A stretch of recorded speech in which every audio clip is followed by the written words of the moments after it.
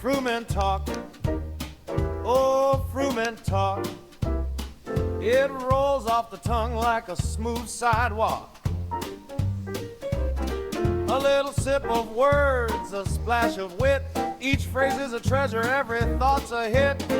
Frumentalk, Frumentalk. Oh, won't you stay and take a walk through the airwaves? It will spark that jazzy tune of Frumentalk.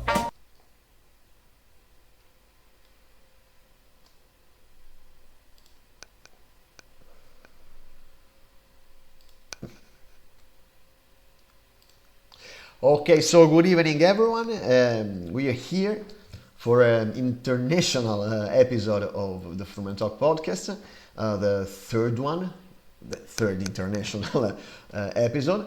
Our guest is DJ, if I'm correct, like a female DJ. Okay, she's American, but of Polish ancestry, I think. Her name is Niebo. Her name is Pam, but her battle sign is Niebo, and like Top Gun. And welcome, Pam. Hey guys, can you hear me? Yeah. I can hear you. I can see you, and I can hear you. All right. Thank you for being here. Hey, thank you for having me. I really appreciate it. So you are the second DJ. The first was from Los Angeles. Was a guy, a male DJ, and Okay. he wanted to talk in Italian because he's like a colleague of mine in university, but in Rome, and he's very fluent in Italian, but we can talk in English. So Yeah, good, 'cause I don't know any Italian. so the first question I want to extend you is you know how do you feel to be being a female DJ in US? Whew, it's tough. I feel like it's tough everywhere, but I don't know about Europe and South America, but I know in the U.S. it's tough as a female. You really got to work hard, which I've been trying to do. So, not knocking any of the guys, but you got to work harder as a female, definitely. Mm. Uh, okay, what kind of problems, if you experience them, what kind of problems did you experience or do you experience currently as a female DJ in US? Especially currently. I personally haven't experienced any, but I just know that some of the male DJs have a tendency to kind of look down. Not saying that anybody that I know, Mm. but yeah, they have a tendency to kind of second guess us and not really think that we're capable of understanding what's going on. Because trust me, we do. But I just feel like we have to prove ourselves more. That we have to put ourselves out there even harder. Mm. And some people get picked by looks. Unfortunately, there are DJs out there that, in my opinion, need to work a little bit harder at what they're doing. Not saying that I'm a pro, Mm. because I am not, but their looks. Also, a lot of people will start following them and giving them shows and stuff based off of looks. And as a female DJ, I really, don't like that, because it just makes it harder for the rest of us that aren't up there with the whole model look of, superstarism, and then we have to work just as hard. But um, it's just definitely a challenge, and like I said, I haven't run into any issues, but you do see other people that have issues, Mm. and it's sad. But you just keep plugging away and keep going, and you just keep pushing yourself, and that's what I've been doing. So. And how do you feel, about the contemporary world of dance music? Oh, Okay, so I'm 55. I'll tell anybody how old I am. I don't care. I've been in the scene since the early 90s, pretty much since the start. My brother got me into it. Chemical Brothers, Prodigy, all the old classics. And I immediately fell in love with that scene. And you can tell that the younger people today have a different kind of vibe to it as opposed to the old school people. But the old school people do have to remember that things change. Things do evolve, and we have to kind of keep up with it. But the new school ravers also have to remember that we came from an old school vibe, so they kind of have to respect us a little bit too. Mm. And I do feel, for the most part, that it is like that. It's in today's dancing. Unfortunately, it's really social media driven. I mean, we're doing podcasts right now, and a lot of the old school people, DJs, have to remember that because you can't just do things by word of mouth anymore. You have to get on socials. You have to interact with the younger ravers because if not, they're going to leave you because there's a lot of young DJs coming up. Mm. I started DJing in 2018. I got a late start. Mm. I wanted to start a long time. Che è successo? Si è spento tutto. Oh, Pam, Pam, I can hear you. You're freezed. You are dead freezed. Oh my god. First reaction, shock. Um,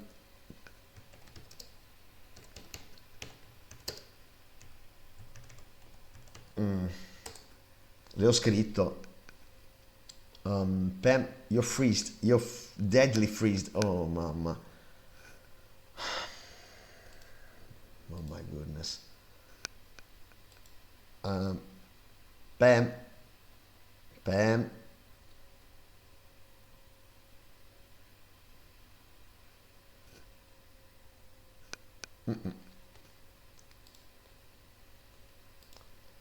Oh, one moment coming back.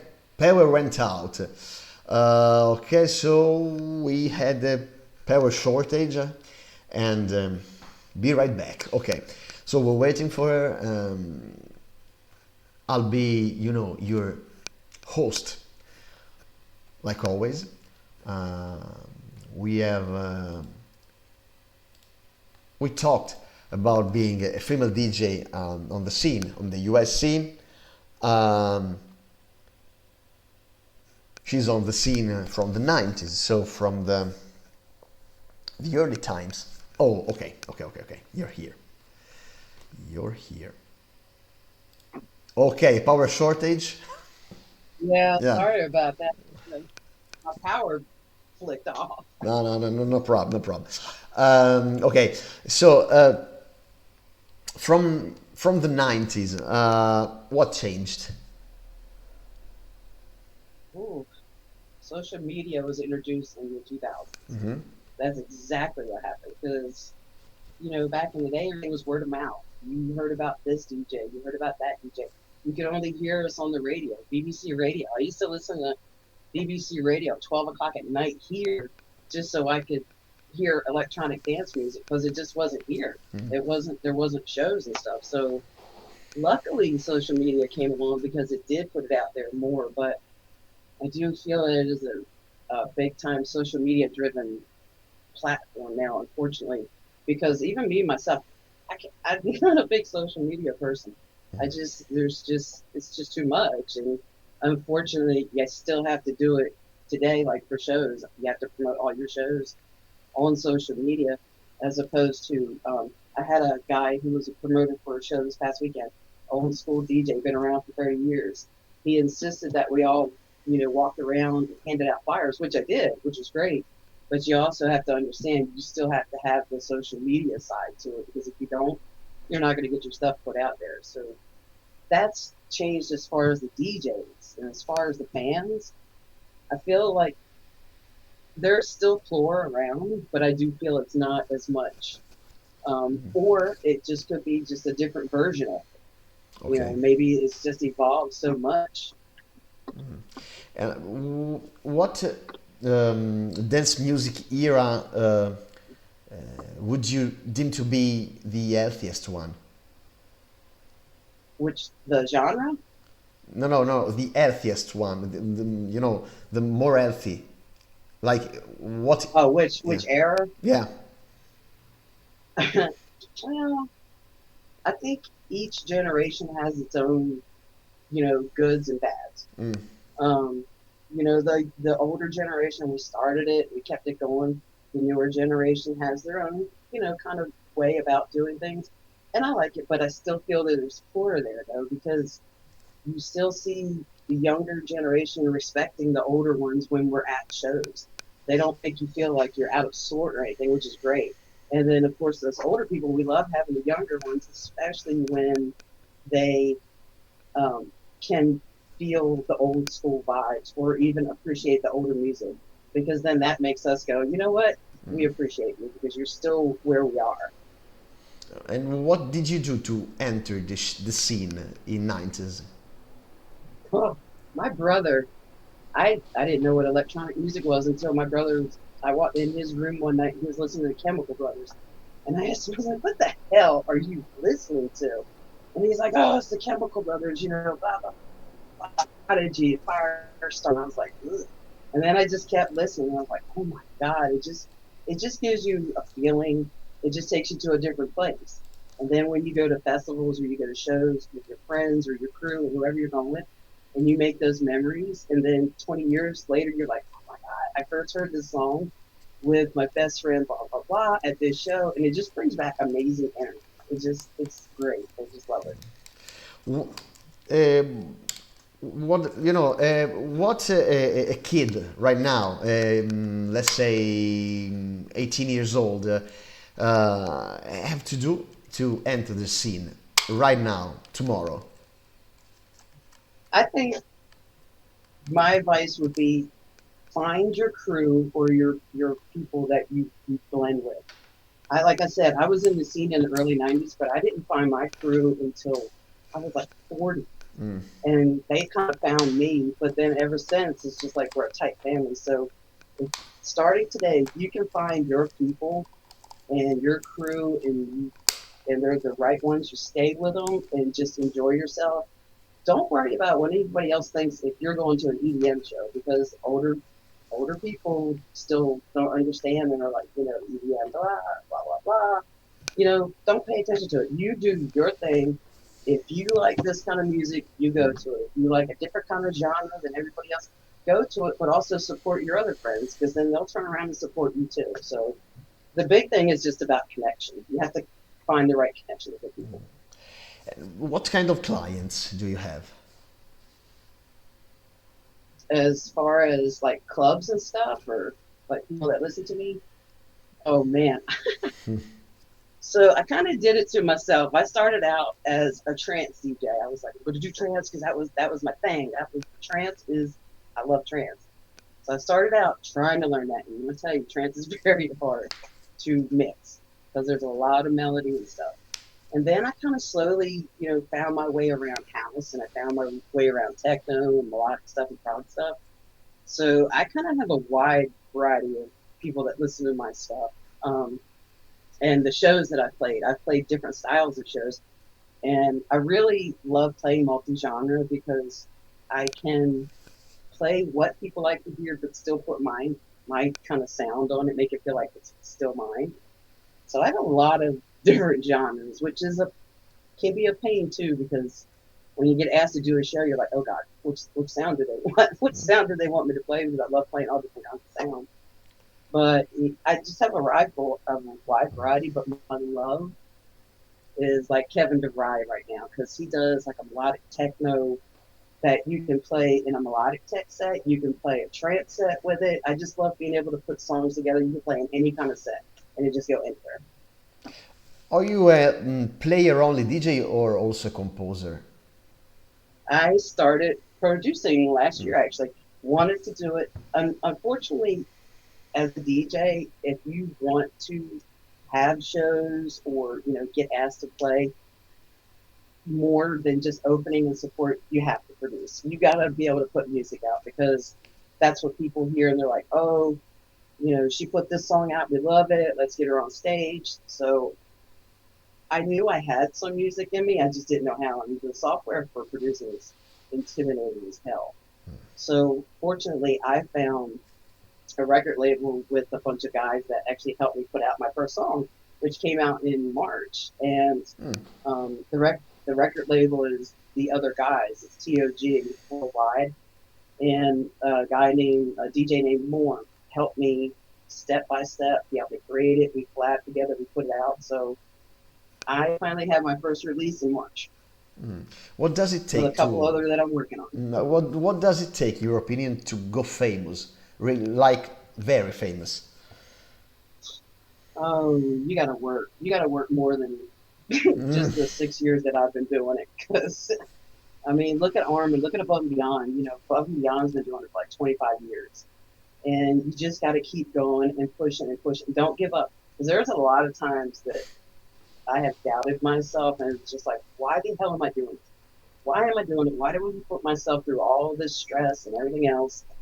But you have to push. You just have to push. You have to make connections. It's about who you know and who you talk to, and you have to network. And that's something that I've had to learn how to do because I'm kind of a, introverted type person when talking to new people like you right now. If you and I were in the same room together, I probably wouldn't talk to you at all because I shut down. So I've had to learn how to network. Networking is huge. Get out there, meet people, talk to people, put yourself out there. I told my friends last year, that 2025, 2026, I was going all out, networking, going to push myself. And I've actually gotten shows. So that's what you got to do. You just got to network, put yourself out there, and just keep pushing. Have you ever performed abroad, internationally? No, but I would love to. Ibiza's like right up there on the bucket list. I'm Italian. Are you from US like native, or I am. My great grandparents on my dad's side are from Poland and Russia, so that's why I took on the name of Niebo, because it means heaven or sky. And to me, music is heaven, and the skies are always beautiful. So my best friend actually picked that name out for me. Would you like to perform in Poland?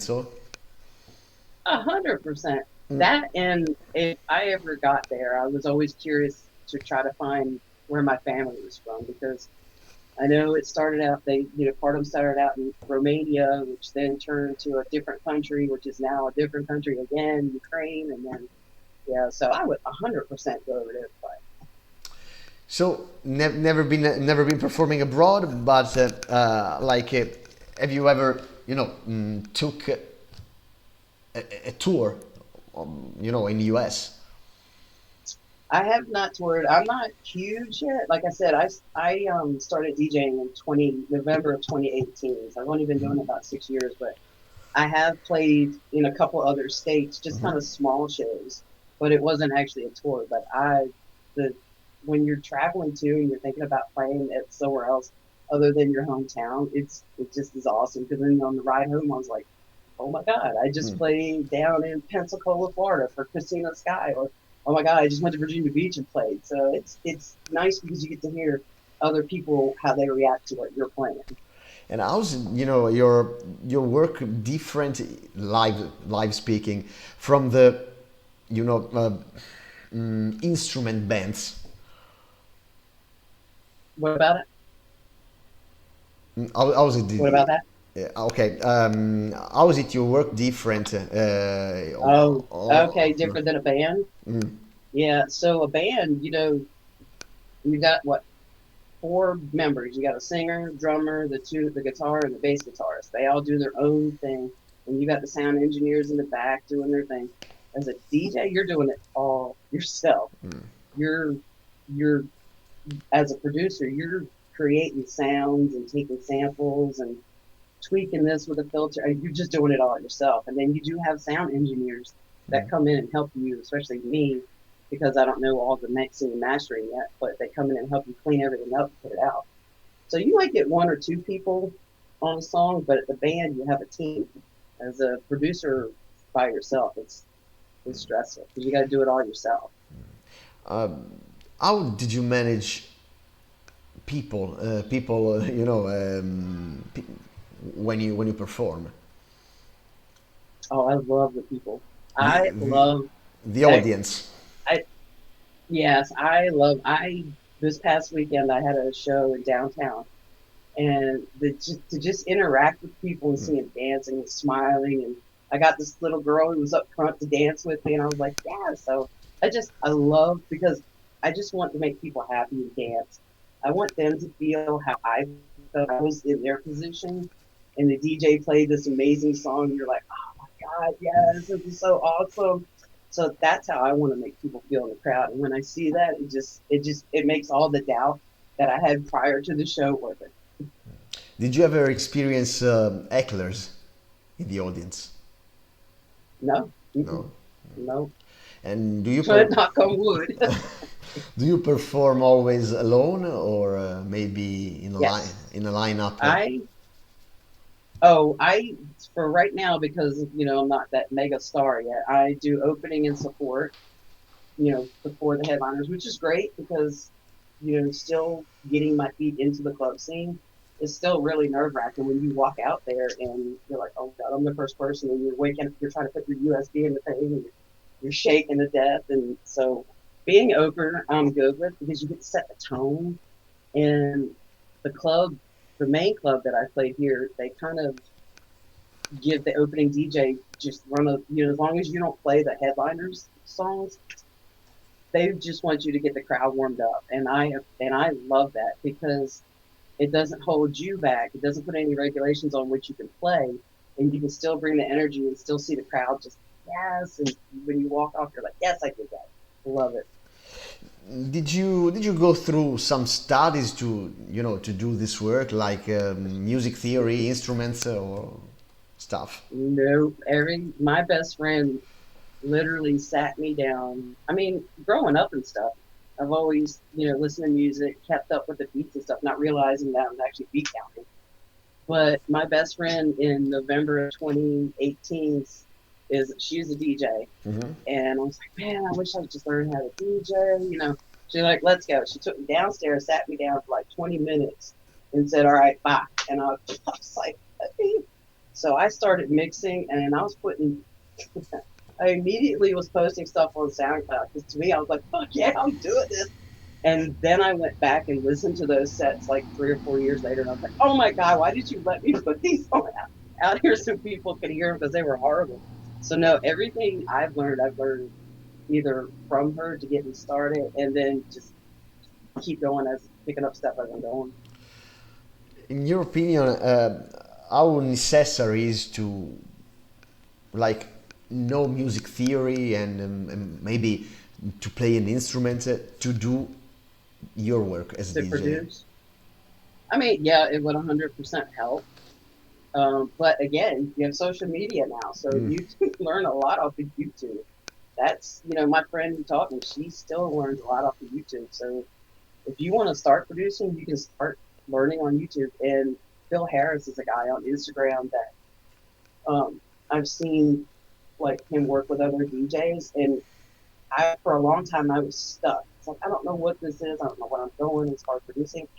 And I listened to like a 30-minute video that he sent me, and it was just something that he did that clicked. So if you've got any DJs, producers out there that want to, get past that sub-tier level that we all get stuck on, reach out to Phil Harris because he's good. I like him. And how do you feel about the digital career? Oh, I love it. Online. I have, so Twitch. Hmm. I got on Twitch in 2020. I actually have to give Twitch credit for me being able to play kind of in front of people, even though I don't see them because I'm just looking at a camera. You still know people are out there listening. So I started in Twitch when COVID hit, and honestly, I think that's what gave me the boost of, you know what, I'm okay. I can go out in actual public and play. So I started DJs for Life on Twitch for mental health because I'm a big mental health advocate. And during COVID, everybody was just bad. Everybody was in bad places. So I tried to put together these events or shows and like lineups and stuff where people could just come and chill and listen to everybody. IO, he was, one of my biggest influences probably because he stood up. He stood up for himself. He didn't go with the norm. I don't like going with the norm. I love going against the grain. And he went against the grain. And then when he passed, it was right about the time I was getting on COVID. And I was like, oh my God. So I started DJs for Life. We held 2 or 3 IO yearly, memorial events for him. And I love it because it was big on mental health. And I was talking to a couple people a couple weeks ago, and somebody told me that because of DJs for Life, they went back to school to go into counseling to help with mental health. And I was like, wow, it just made me feel great. I was like, okay, something did come out of it. And how is it like to manage, audience online? As you know, your chat can go off kind of crazy. You have no control over it. But you have to still interact with them like you're actually in front of them, because if you don't, you'll lose them. And again, it's, they come in because they know you're going to play a certain thing, and if you go crazy off, different, you gain new followers, or have old ones that go, okay, we'll catch you next time. I like it because you can play to the world and still be in your backyard playing, but people around the world can still hear you. As far as because I've never toured overseas, this still gives me a chance to be heard overseas. So I do like, I haven't been on Twitch in a long time because I got busy outside, but I do want to get back to it. And for you, online networking is easier than the live networking with people. Is working with people easier No, live? yeah, do networking. As far as like face to face? Yeah, networking, labbing, as an introvert person maybe is easier online or no? It is. It 100%, because when you're on Twitch, like I said, you're just staring at a camera. So you're like, yeah, that's all I'm looking at. Now, when I get into the clubs, I will look up and I will interact, and but I won't make direct contact with like eye contact with somebody. But yeah, working online was definitely easier, but being in person is a whole lot better because you actually get to see the people. And that's the hard thing with like streaming. You don't get to see how people are like either dancing in their living rooms or reacting to your set, because you can't see them except for chat. So. How much have a DJ to work, to basically, make a living?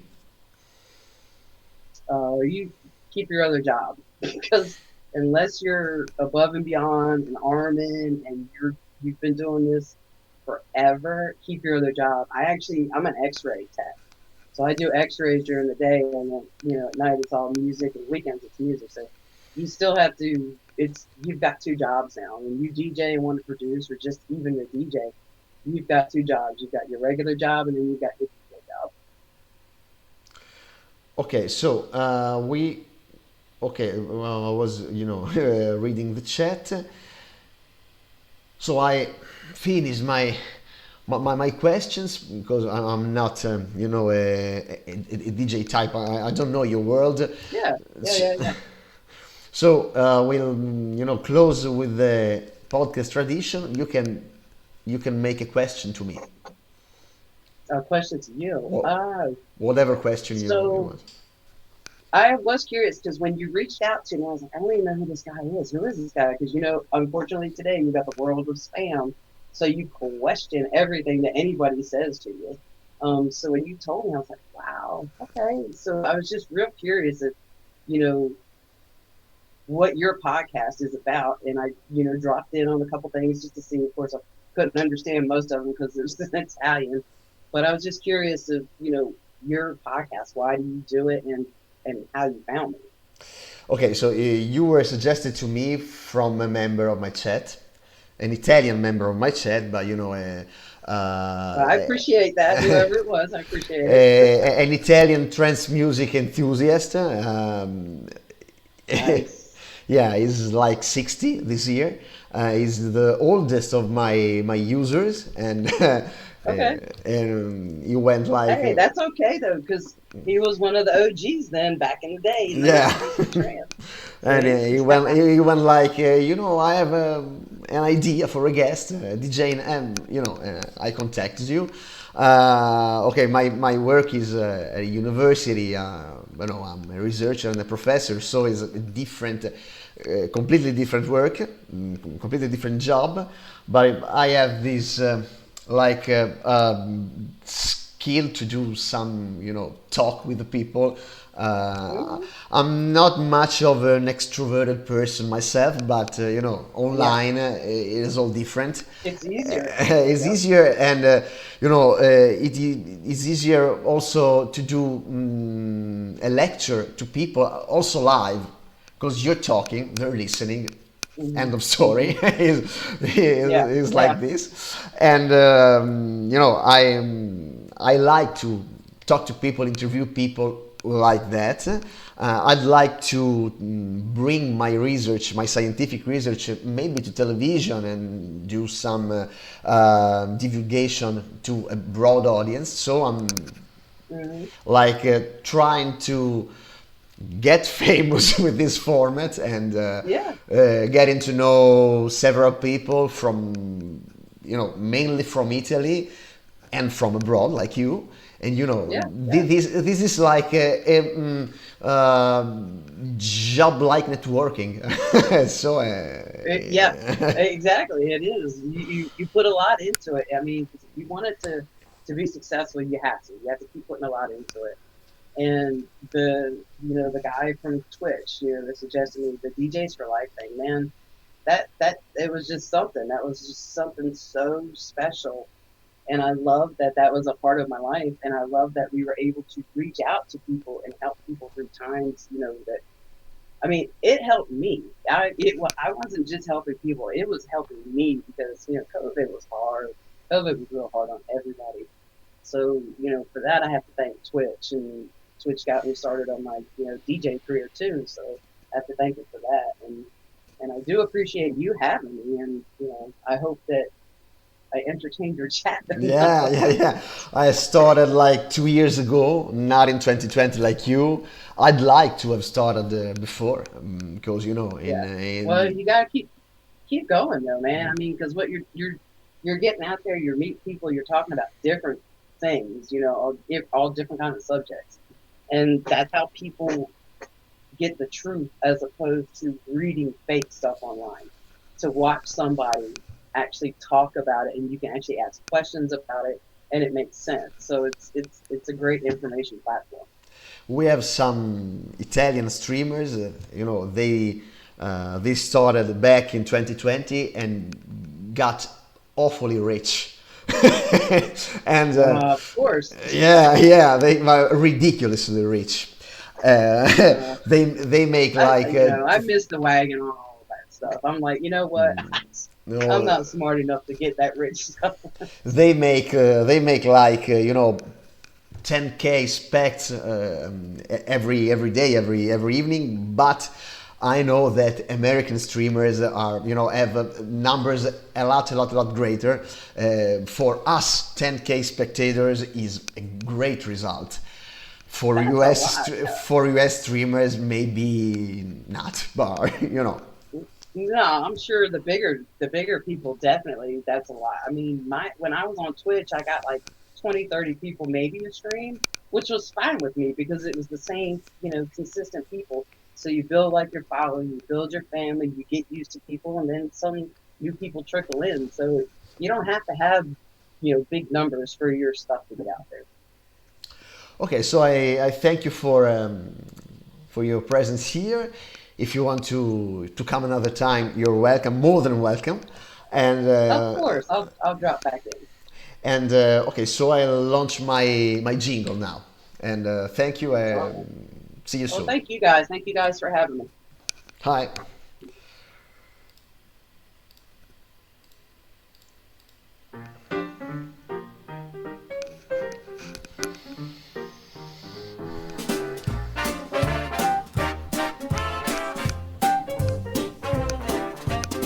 Frumentalk, oh Frumentalk, It rolls off the tongue like a smooth sidewalk. A little sip of words, a splash of wit. Each phrase is a treasure, every thought's a hit. Frumentalk, Frumentalk. Oh, won't you stay and take a walk through the airwaves? It will spark that jazzy tune of Frumentalk.